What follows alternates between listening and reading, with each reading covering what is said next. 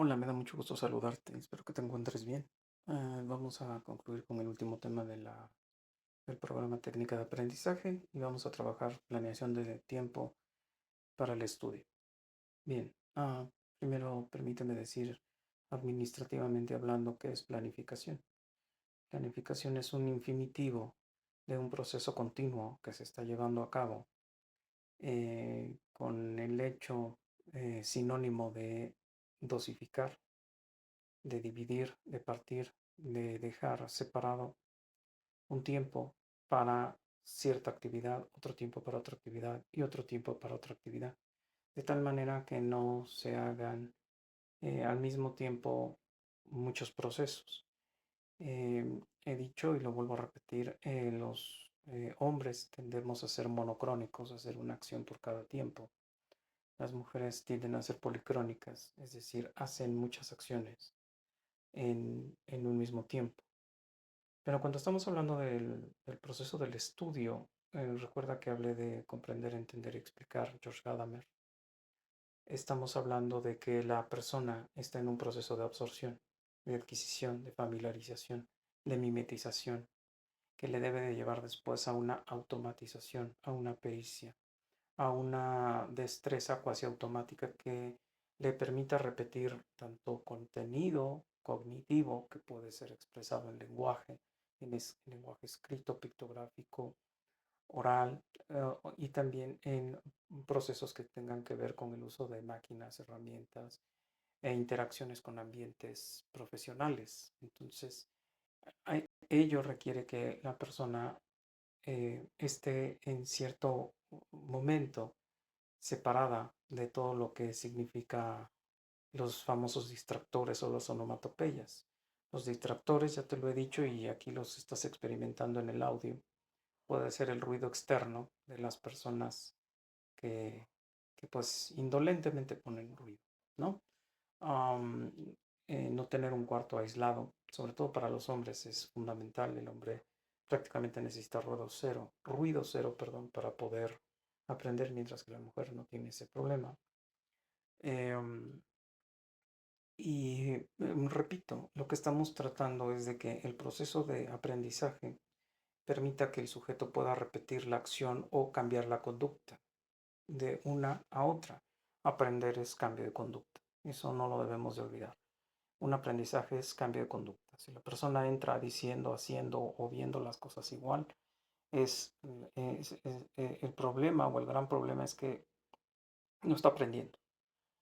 La persona simplemente va, oye, ve, pero no está observando y no está escuchando. Entonces, no hay asimilación, entonces simplemente no está aprendiendo, ¿no?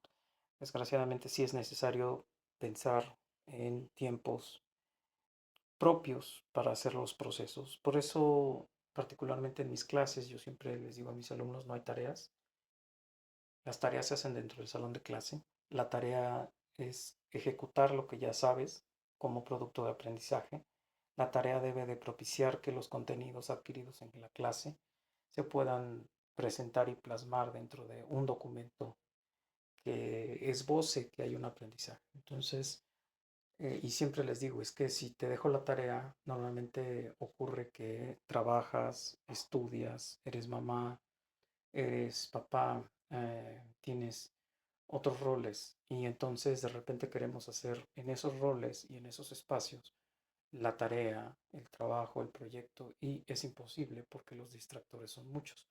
Sin embargo, en el salón tenemos un laboratorio social cerrado donde no hay ningún otro elemento interventor más que tú, el material y tu trabajo, tu ejecución, y tienes a tus pares y tienes a tu docente para poder construir conocimiento dialogado, intervenido y enriquecido. Y por eso es más complicado cuando lo queremos hacer en casa. De hecho, pues con la pandemia descubrimos que el hogar ya no es un lugar propio para el aprendizaje, sobre todo cuando se están combinando las vidas cotidianas dentro del hogar, más las multioficinas que se volvió el hogar.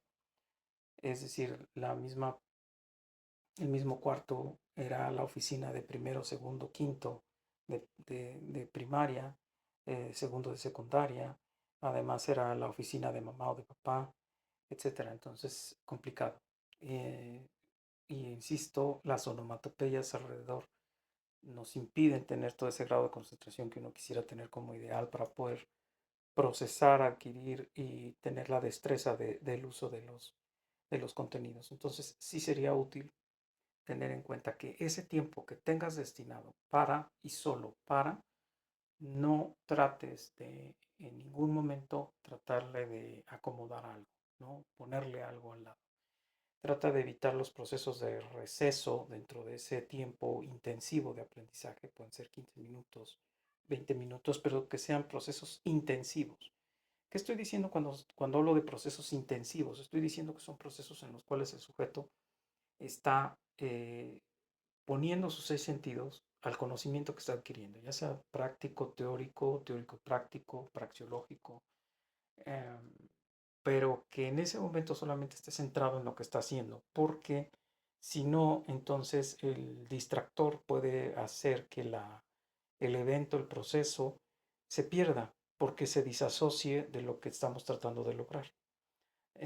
Obviamente ese tiempo tiene que estar marcado por una evolutividad de nosotros, es decir, nuestra evolutividad quiere decir que estamos en la disposición de querer aprender y asignar ese tiempo para solo el aprendizaje y no vamos a aceptar ningún tipo de interrupción, es decir, no vamos a estar picoteando comida, no vamos a estar yendo al baño, no vamos a estar atendiendo al teléfono y a los recaditos, no vamos a estar en el Facebook, no vamos a estar en otras cuestiones, simplemente vamos a estar concentrados en el libro físico o virtual, en el ejercicio físico o virtual, en la herramienta, en el objeto en el cual estemos haciendo el proceso de familiarización, de ejecución, para que se logre adquirir el proceso y no tengamos ningún tipo de distractor en esos momentos. Entonces, sí es importante. Tiempo, cronos, entiéndase por favor que el tiempo cronos es el tiempo minuto, segundo, hora, día.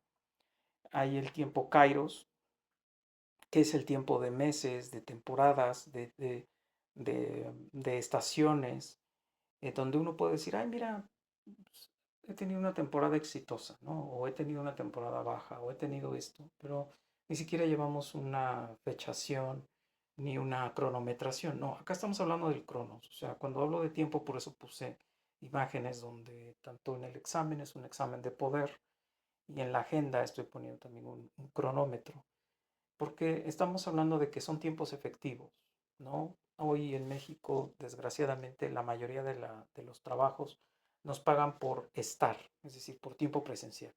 No nos pagan por tiempo efectivo de producción. Um, hacemos más, es decir, podemos pasar más tiempo llegando, saludando a las personas, comiéndonos una dona, tomándonos un café, abriendo el internet del trabajo, viendo las cosas de otras actividades propias de nosotros ahí en el centro de trabajo, eh, yendo a recesos, en otras cosas, menos que en la producción de bienes o servicios que estemos supuestamente devengados a hacer.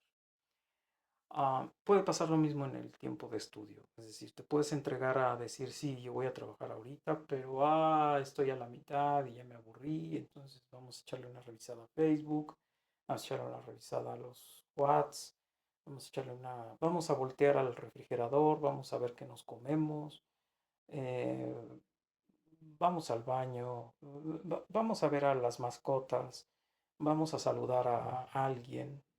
ah, y en ese momento se nos meten todas las ideas en la cabeza por querer hacer otra cosa. Entonces sí requiere de una persona autodisciplinada, autorregulada y autodirigida y autodidacta que prácticamente no conozca otra cosa que el tiempo destinado a sea para y no haya otra cuestión enfrente. Por lo tanto, ese tiempo yo recomiendo, sea breve pero intenso. Es decir, destínale diario una hora a recordar, a estudiar, a leer, a repasar, a subrayar, a, a meditar sobre un tema, a ejecutar cierto ejercicio, cierta práctica, cierto uso de instrumentos y demás.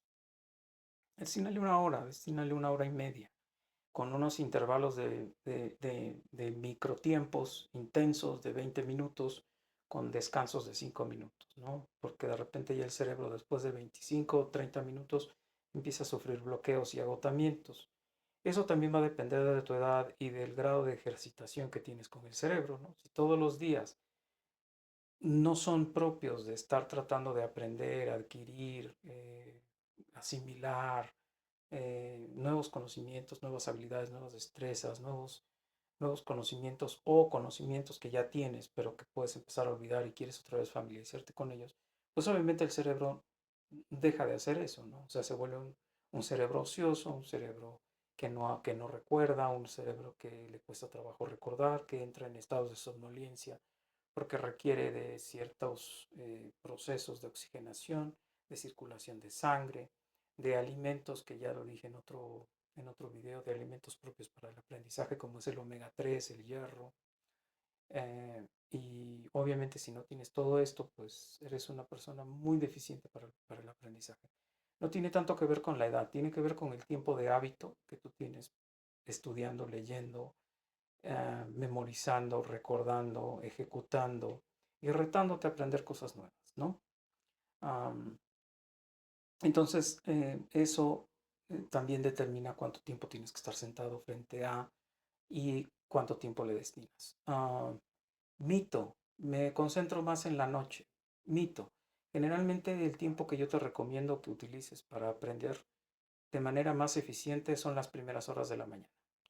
De hecho, para estudiar también serían las primeras horas de la mañana. ¿Por qué? Porque es cuando todavía el metabolismo en estas sociedades occidentales acaba de recibir carbohidratos, acaba de recibir carbohidratos que se van a convertir en azúcares y que van a provocar que el sistema nervioso central esté activo y el sistema ah, parasimpático esté activo. Por lo tanto, las funciones fisiológicas se van a interrumpir, vamos a estar en un estado de alerta y vamos a estar en un proceso de querer aprender. Recomendación en ese tiempo, no haber consumido muchos alimentos calóricos, porque eso va a traer como consecuencia somnolencia, falta de oxigenación y la persona no va a poder aprender. Um, en ese tiempo, obviamente te divorcias de novio, amigos, amistades, agendas, teléfonos, todo. O sea, tienes que estar 100% ubicado en el conocimiento que estás adquiriendo, ¿no?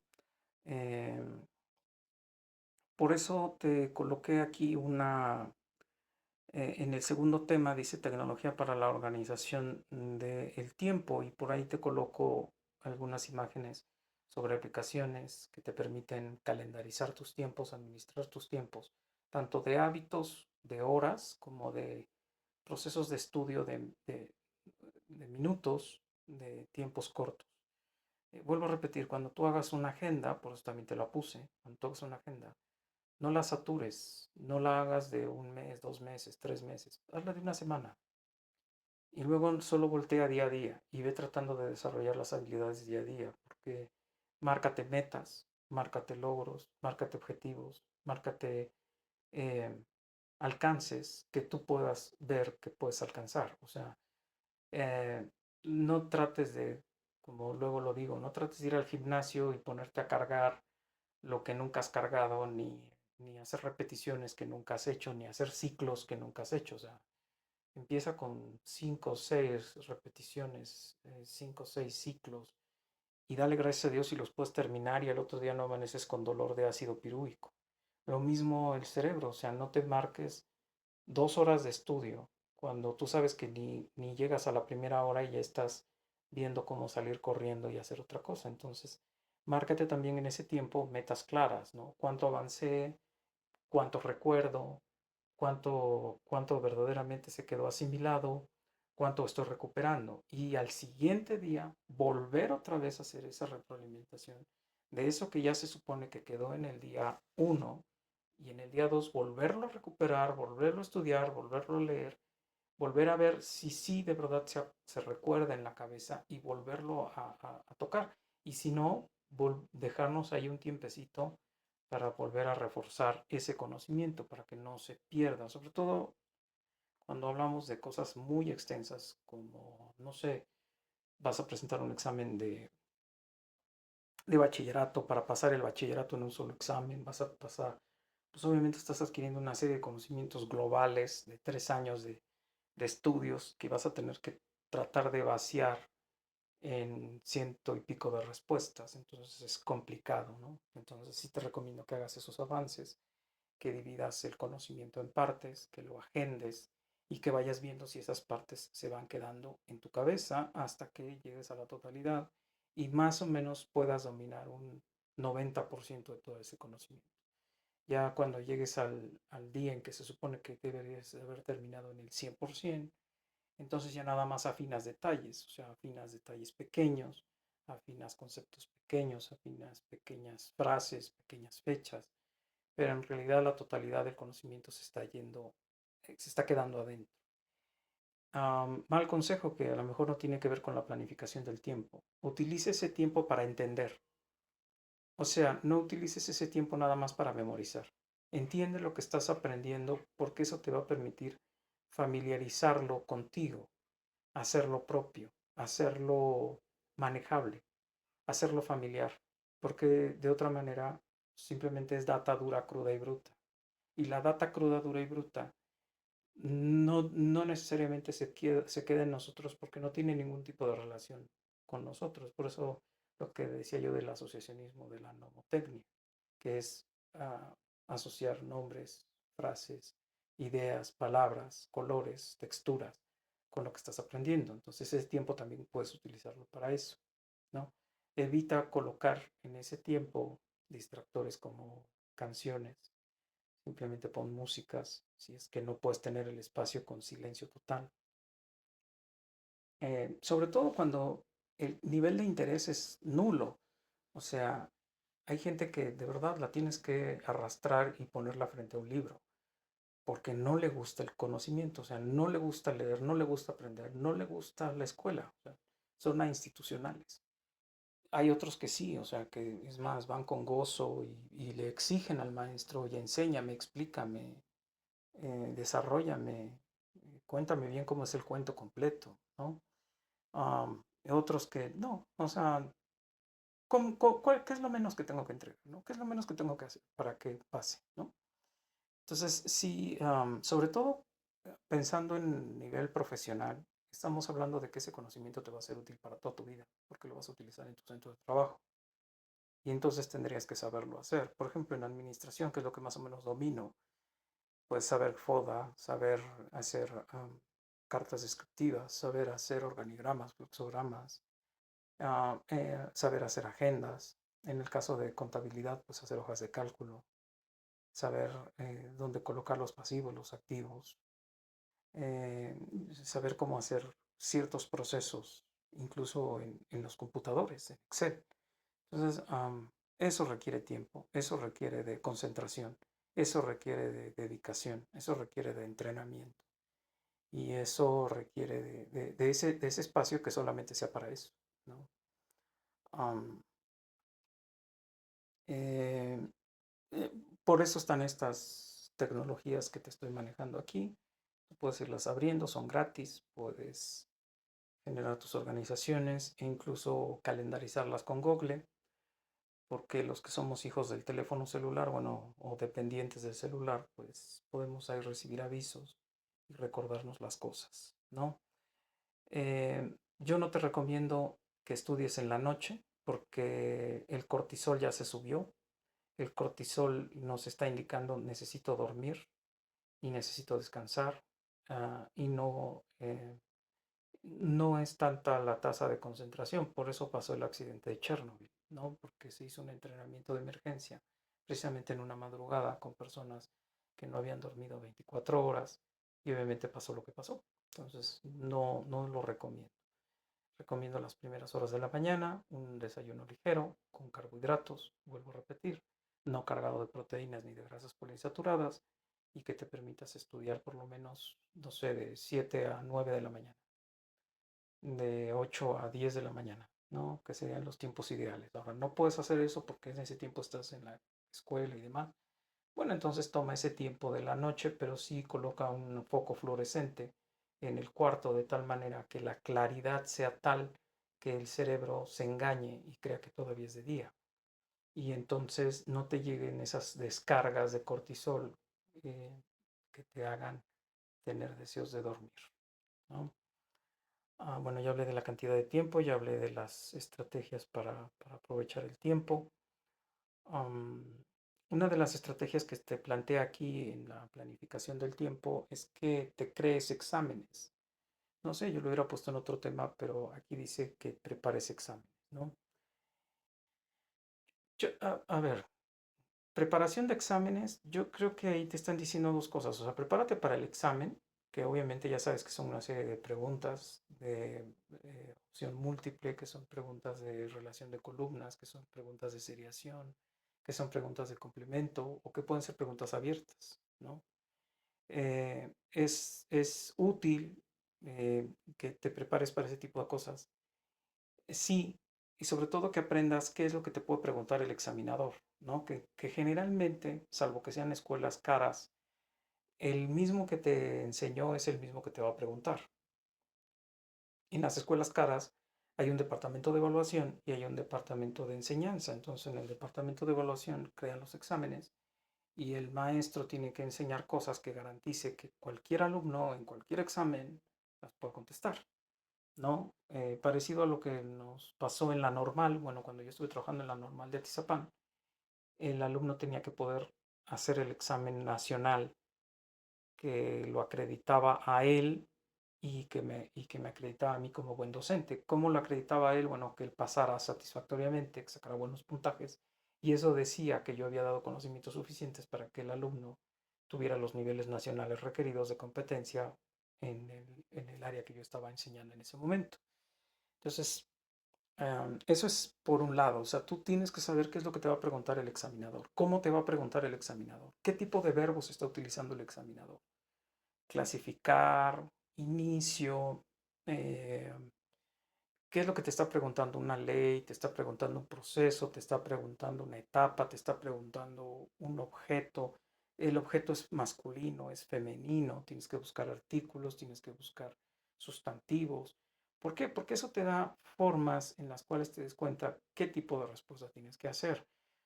Te puede estar preguntando cosas que estén relacionadas con tiempos, te puede estar preguntando cosas que estén relacionadas con conceptos, te puede estar preguntando cosas que impliquen eh, seriaciones. Entonces uno tiene que saber encontrar eso, ¿no? Para que cuando uno esté resolviendo el examen, uno sepa qué es lo que está preguntando. Y a veces no tenemos la respuesta, es decir, no recordamos el conocimiento, pero vemos el tipo de pregunta y entonces nos ajustamos a la opción que nos están dando. Que generalmente hoy, por un dictamen que existe por Ceneval, mandado por la OCDE a través de PISA, los exámenes ya no son de preguntas abiertas, generalmente son de preguntas cerradas. Entonces, prácticamente las respuestas te dan la orientación para contestar. Entonces, vuelvo a repetir, si tú sabes qué es lo que se está preguntando, pues sabes qué es lo que tienes que buscar en la pregunta. Y sobre todo, ponerte atento porque son cuatro opciones, generalmente así es por regla, y una de las opciones es muy parecida al distractor y la respuesta verdadera se parece mucho al distractor. Hay que aprender a diferenciar a los distractores de la respuesta correcta. Por eso es interesante que en tu tiempo de estudio te destines a aprender palabras. Cuando yo digo el recorte semiótico semántico, estoy hablando de que en el campo cultural en el que estés, sepas palabras claves que te identifiquen al conocimiento que te van a preguntar, ¿no? Digo, es de cajón que en la historia te van a preguntar fechas, es de cajón que te van a preguntar sucesos, es de cajón que te van a preguntar nombres importantes, es de cajón que te van a preguntar si es, por ejemplo, una revolución o es una independencia o qué es, si es un movimiento social, ideológico, económico, etcétera, etcétera, ¿no? Entonces hay palabras clave que uno puede asociar en la semiótica y la semántica del campo cultural en el que uno esté estudiando y por lo tanto saber qué es lo que estás anticipando con tu examinador. Ahora, otra estrategia sería que también seas capaz en ese tiempo libre de aprender este, a generar tus propios exámenes y sobre todo eso se hace en pares, ¿no? En grupos de estudio. Tú generas tus exámenes y entre los mismos pares, que generalmente son los grupos de estudio formados así, salvo que logres conseguir que algún maestro se integre como tutor a algún grupo de estudio, pues sería fantástico porque él es el experto y él te puede sacar de dudas y preguntas y demás al grupo. Pero generalmente los grupos de estudio son grupos de pares, ¿no? Ahí estoy tocando ya también el tema de grupos de estudio. Entre pares les gusta socializar, comparar y contrastar respuestas. Y otra vez vuelvo a la preparación de examen. Créense exámenes entre ustedes y pregúntense entre ustedes las preguntas que creen que el otro no va a poder contestar o que se le dificultan al otro. Y entonces así estás ejercitando lo que probablemente pueda venir en el examen. Ya has de haber pasado algún examen con ese maestro, ya sabes más o menos las características de las formas en las que él pregunta, ya sabes la densidad y profundidad de su conocimiento, ya sabes si son preguntas prácticas o teóricas o praxeológicas, ya más o menos tienes esa ubicación. Entonces entre los mismos alumnos se pueden ayudar o apoyar a crear esos exámenes ideales para poderse preguntar entre ellos y calificarse entre ellos y ejercitarse entre ellos. Ahora, el grupo de estudio también puede cumplir la otra función, de que haya un experto que no necesariamente sea un maestro, pero que sea uno de los alumnos más avanzados de la clase, que lo invitas a que te apoye a estudiar contigo. Otra vez, el grupo de estudio en la planificación de tiempos también tiene que pensar en un lugar ideal. O sea, no puedes querer aprender igual en un comedor que en una biblioteca. No puedes querer aprender igual en un parque de diversiones que en una biblioteca. O sea, busca un lugar ideal para que el tiempo sea efectivo y para que el tiempo que yo pienso cuando se trabaja en grupo, pues no pase de 2 horas, te permite hacer interacciones efectivas con los aprendientes y con los interesados en la adquisición del conocimiento. Es fundamental. El grupo dependerá vuelvo a insistir, de la mística del grupo. Si tienes a un líder de la escuela que es el cerebrito, que es el nerd, que sabe las cosas y que te puede ayudar, bueno, qué bueno, intégralo, pregúntale, déjate asesorar, déjate enseñar por él, porque a lo mejor él tiene una capacidad más carismática, más empática contigo, te sientes menos presionado porque a veces las autoridades imponen, las autoridades amedrentan, las autoridades también están predispuestas y prejuiciadas con respecto a sus alumnos, entonces puede ser que se te complique un poquito la vida, pero eh, para eso son los grupos de estudio, porque son de pares, porque son de gente que son tus iguales y te puedes permitir tener un acceso más abierto a la informalidad y a no sentirte tan presionado por las interdicciones de la autoridad, ¿no? Um, y eso te permite comparar y contrastar respuestas, eso te permite preguntar dudas, eso te permite sobre ejercitar lo que a ti se te dificulta sin el miedo de ser evidenciado, sin el miedo de decir, pero él sí sabe, yo no, pero él es esto y yo no. Y luego que los maestros somos medio manchaditos y decimos cosas que no deberíamos frente a los alumnos y dejamos en evidencia al alumno, ¿no? Esto no debe de pasar en los grupos de estudio. Y vuelvo a repetir, no revolver al grupo de estudio con el grupo de ocio, con el grupo de relajo, con el grupo de la fiesta, con el grupo de las salidas, con el grupo, o sea, generalmente júntate con gente con la que sepas que lo único que vas a hacer es estudiar, aprender. No te trates de juntar con la palomilla con la que siempre sales a delinquir o a vandalizar o a fiestear o a lo que sea que tú hagas que le dices tiempo libre, a buscar personas serias, maduras, responsables, que quieran fomentar el proceso de enseñanza-aprendizaje en ti.